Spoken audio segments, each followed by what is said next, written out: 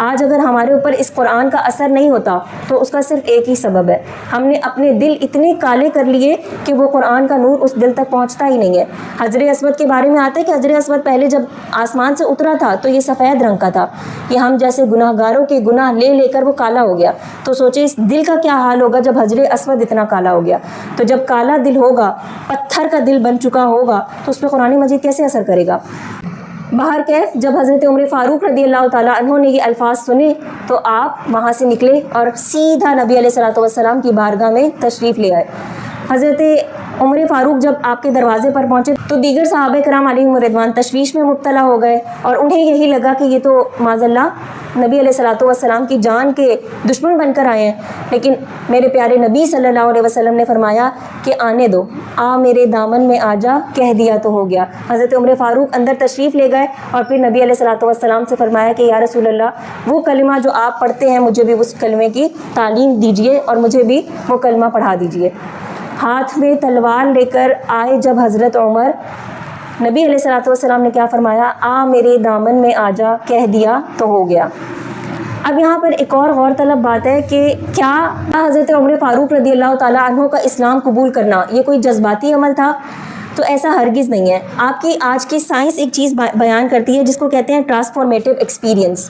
اس میں بیسکلی کیا ہوتا ہے کہ آپ کا جو برین کا کارٹیکس ہے نا، اس سے جب کچھ سگنلز ملتے ہیں، میں آپ کو بہت آسان الفاظ میں اگر بتاؤں تو جب اس کو کچھ سگنلز ملتے ہیں اور اسے کوئی ایسی چیز معلوم ہوتی ہے جس کے اوپر پہلے اس کا فرم بلیو نہیں ہوتا، تو وہاں پر ایک کانفلکٹ کریٹ ہوتا ہے، اور اس کے بعد ذہن ایک بات کہتا ہے کہ اچھا جو میں سوچتا تھا وہ غلط بھی ہو سکتا ہے۔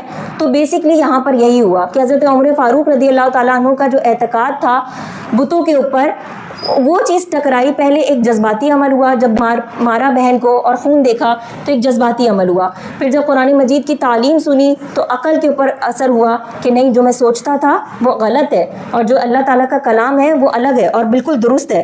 تو یہ جب آتا ہے تو ایک دم یہ دونوں چیزیں مل کر مکمل طور پر تبدیلی کی طرف انسان کو موڑتی ہیں، اور پھر یہی چیز حضرت عمر فاروق رضی اللہ تعالیٰ عنہ کے لیے اسلام قبول کرنے کا ذریعہ بنی۔ حضرت عبداللہ بن مسعود رضی اللہ تعالیٰ عنہ نے ارشاد فرمایا، آپ کی روایت ہے کہ حضرت عمر فاروق رضی اللہ تعالیٰ عنہ کا اسلام ہمارے لیے فتح تھی، آپ کی ہجرت ہمارے لیے مدد تھی، اور آپ کی خلافت ہم مسلمانوں کے لیے ایک رحمت تھی۔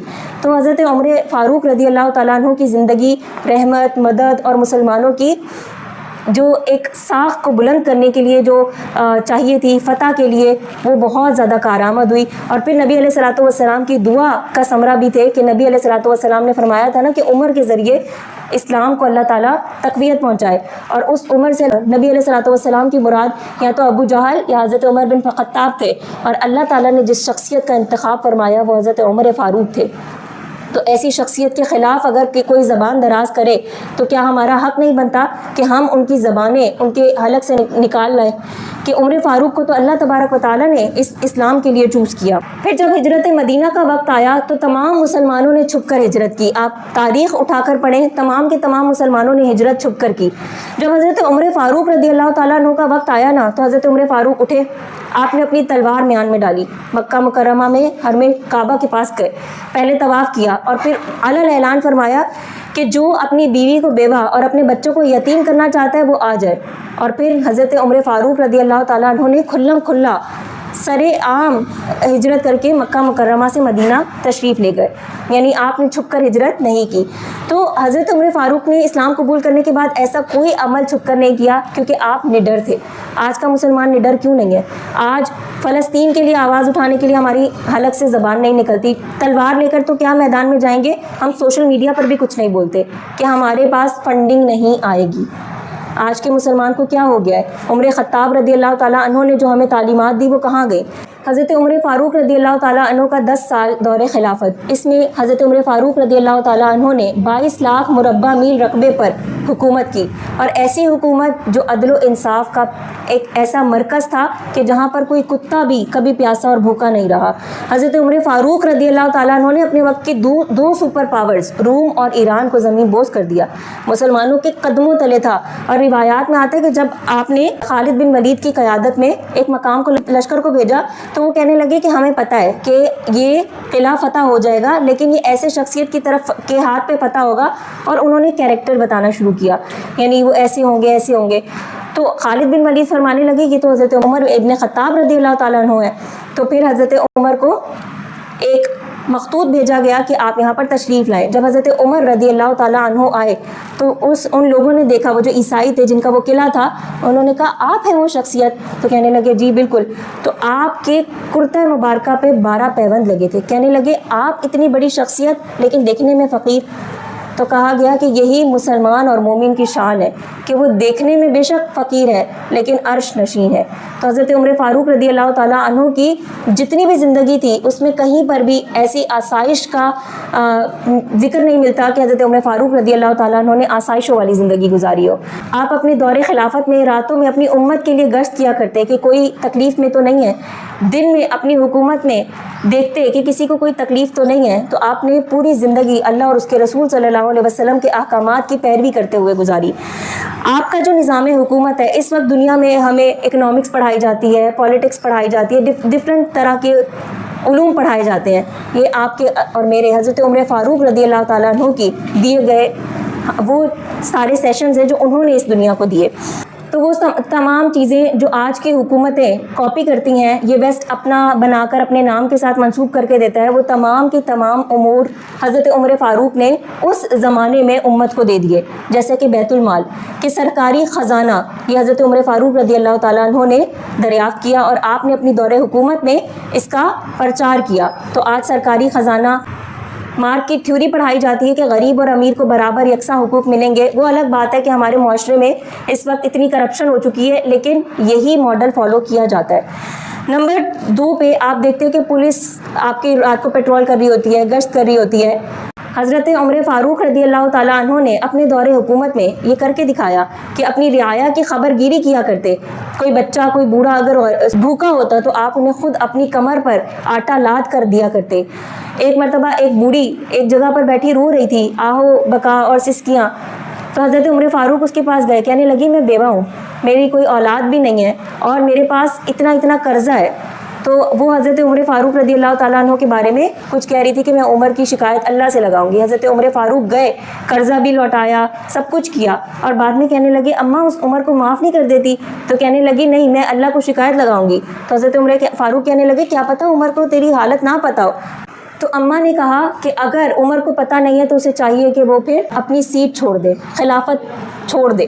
تو حضرت عمر فاروق رضی اللہ تعالیٰ عنہ نے پھر اماں سے معافی مانگی, قصہ مختصر, اور پھر کہنے لگے کہ میں ہی عمر ہوں, اور پھر اماں نے انہیں معاف بھی کر دیا. لیکن یہ ہم سب کو سوچنا چاہیے کہ کیا ہم اپنی پاور کے نشے میں اپنے سے چھوٹے لوگوں کو بھول تو نہیں جاتے, یا ہم اس چیز کو بالکل ترک تو نہیں کر دیتے کہ ہمیں بھی فلاں شخصیت کو اپنی نظر میں رکھنا چاہیے.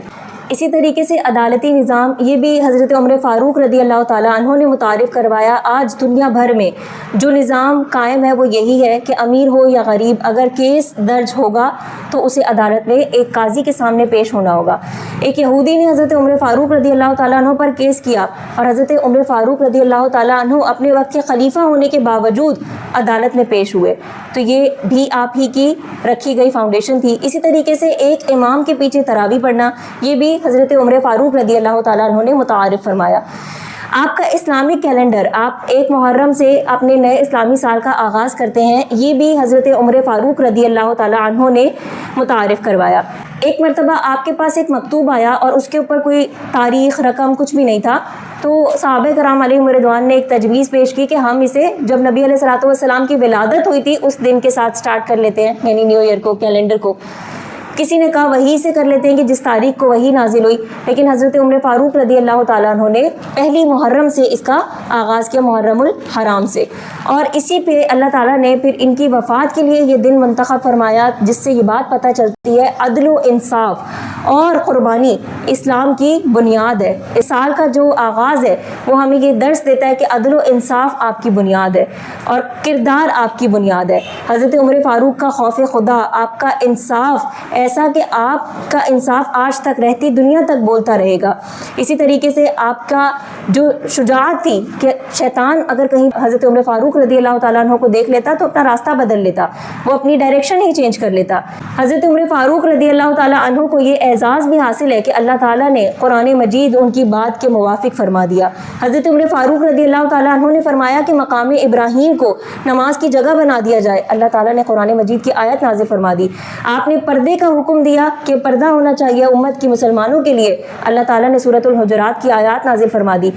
आपने मुनाफिकीन की नमाज जनाजा ना पढ़ाने का मशवरा पेश किया, अल्लाह ताला ने कुरान मजीद में आयत नाज़िल फरमा दी। अम्मा आयशा सिद्दीक़ा रज़ी अल्लाह ताला अन्हा फरमाती हैं कि हज़रत उमर फ़ारूक रज़ी अल्लाह ताला अन्हु की बात को अल्लाह तबारक व ताला ने कुरान मजीद की आयत के ज़रिए नाज़िल फरमा दिया।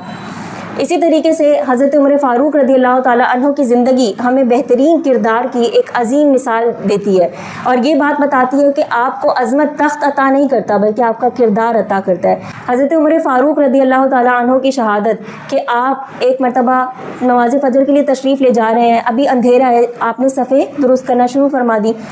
ईरान का एक शख्स जो कि आतिश परस्त था, अबू लुलु फ़िरोज़, और ये एक जहर में डूबा हुआ दोधारी खंजर लेकर मस्जिद आ गया और हज़रत उमर फ़ारूक रज़ी अल्लाह ताला अन्हु को दौरान नमाज ही 6 मरतबा वार किया। लेकिन इस वार के बाद भी हज़रत उमर फ़ारूक ने अपनी उस चीज़ की तरफ कि मैं तकलीफ़ में हूँ इस तरफ और नहीं फरमाया कि क्या नमाज हो गई। आज के मुसलमान को ये सोचना चाहिए, सर में दर्द हो तो कहते हैं क़ज़ा पढ़ लेंगे। आंखों देखी बात है कि यूनिवर्सिटी में स्टूडेंट्स क्या कह रहे होते हैं, कोई बात नहीं, टाइम नहीं मिला या फिर वक्त वुज़ू वगैरह नहीं है, घर जाके क़ज़ा पढ़ लेंगे। हमारे लिए क़ज़ा तो कोई बात ही नहीं रही, जबकि हमारे हज़रत उमर फ़ारूक रज़ी अल्लाह ताला अन्हु ने फरमाया कि क्या नमाज हो गई, और सहाबा कराम ने अर्ज़ की या उमर फ़ारूक हो गई। फरमाया शुक्र है, अल्लाह ताला का हक़ अदा हो गया। उन्होंने आखिरी वक्त में भी अपनी नमाज को तरजीह दी और अपनी उस चोट की तरफ, उस तकलीफ़ की तरफ नज़र ना फरमाई।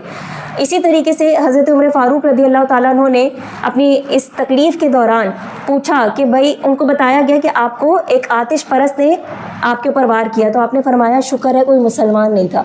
यानी अपनी आखिरी लम्हात में भी इस उम्मत के मुसलमानों की इतनी फ़िक्र, और आज मुझे और आपको अगर उम्मत के मुसलमानों के लिए चाहे दीन का ही कोई काम करना पड़ जाए तो हमें बहुत तकलीफ़ होती है। क्यों? क्या हमारे असलाफ़ और हमारे सहाबा कराम अलैहिम रिदवान की तालीमात ने हमें ये सिखाया? इसके बाद हज़रत उमर फ़ारूक रज़ी अल्लाह ताला अन्हु ने अपनी आखिरी ख्वाहिश ज़ाहिर की। हज़रत आयशा सिद्दीक़ा रज़ी अल्लाह ताला अन्हा तक पैगाम भेजा गया कि क्या मैं अपने नबी अलैहिस्सलातु वस्सलाम के पहलू में मदफन हो सकता है मेरा? हज़रत आयशा फरमाने लगी वो जगह मैंने अपने लिए रखी है, लेकिन उमर फ़ारूक के लिए मैं इसे ईसार करती हूँ। और यूँ हज़रत उमर फ़ारूक रज़ी अल्लाह ताला अन्हु नबी अलैहिस्सलातु वस्सलाम और हज़रत अबू बकर सिद्दीक़ रज़ी अल्लाह ताला अन्हु के पहलू में मदफन हुए। इसी तरीके से हज़रत उमर फ़ारूक रज़ी अल्लाह ताला अन्हु ने आखिरी वक्त में भी, आखिरी सांस में भी अपने बेटे को कहा कि मेरा रुखसार ज़मीन पर रख दो, यानी वो लम्हा, और उस टाइम भी ज़मीन पर रखने का कहा और अपनी ईगो को बिल्कुल ख़त्म कर दिया। आज की साइंस आपको जो सेल्फ हेल्प की चीज़ें सिखा रही होती है, उसमें जो सबसे आखिरी स्टेज होता है ना, वो यही होता है कि अपनी ज़ात को फ़ना कर देना। तो हमें इस साइंस की ज़रूरत नहीं है। हमारे इस्लाफ ने हमें तमाम चीज़ें पहले से सिखा दी।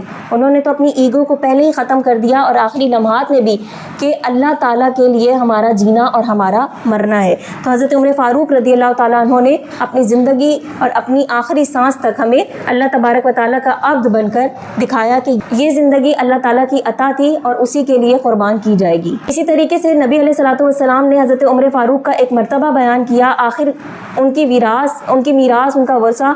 हुजूर ने फरमाया कि अगर मेरे बाद कोई नबी होता तो हज़रत उमर फ़ारूक रज़ी अल्लाह ताला अन्हु होते। तो इससे आपका मकाम और मर्तबा, आपकी सच्चाई, आपकी दयानतदारी, आपका किरदार मालूम होता है कि अगर कोई नबी होने का अहल होता तो हज़रत उमर फ़ारूक रज़ी अल्लाह ताला अन्हु होते।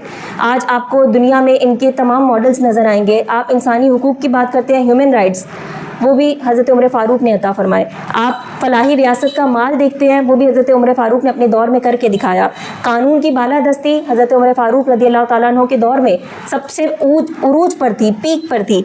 इसी तरीके से ये जो आपका हिजरी कैलेंडर, आपका जो फर्स्ट मुहर्रम से आपका इस्लामी तारीख़ का आगाज़ है, ये भी उन्हीं की मरहून मिन्नत है। ये उम्मत हज़रत उमर फ़ारूक रज़ी अल्लाह ताला अन्हु के एहसानात तले दबी हुई है। हमें चाहिए कि हम हज़रत उमर फ़ारूक रज़ी अल्लाह ताला अन्हु की सीरत को سیکھیں، اپنے بچوں تک منتقل کریں. تو ہمیں اپنے بچوں کو ایسے رول ماڈل دینے چاہیے کہ جن کی زندگیاں اللہ اور اس کے رسول اور اس دین کو تخت پر قائم رکھنے کے لیے، برقرار رکھنے کے لیے صرف ہوئیں. اللہ تعالیٰ ہمیں عمر فاروق جیسی زندگی گزارنے کی توفیق عطا فرمائے کہ جنہوں نے سکھایا کہ تخت آپ کو عروج نہیں دیتا، آپ کا کردار دیتا ہے. جنہوں نے سکھایا کہ طاقت تلوار سے نہیں آتی بلکہ آپ کی حکمت اور آپ کے کیریکٹر سے آتی ہے. اللہ تعالیٰ ہمیں عمر فاروق کی زندگی سے موتی چن کر اپنی زندگی میں نافذ کرنے کی توفیق عطا فرمائے. وآخر الدعوانا ان الحمد للہ رب العالمین. مع السلامہ. مدرسہ صراط مستقیم علم دین کو، نبی علیہ الصلوۃ والسلام کے احکامات کو آپ تک پہنچانے کی ایک چھوٹی سی ادنا سی کوشش کر رہا ہے. آپ سے گزارش ہے کہ اس مدرسے کو پورا سپورٹ کریں، جس بھی طریقے سے آپ سپورٹ کر سکتے ہیں، اور اس کے سوشل میڈیا پلیٹ فارمز کو بھی لائک کریں، سبسکرائب کریں، لوگوں کے ساتھ شیئر کریں کہ یہ بھی آپ کے لیے صدقہ جاریہ ہے. جزاک اللہ خیرہ.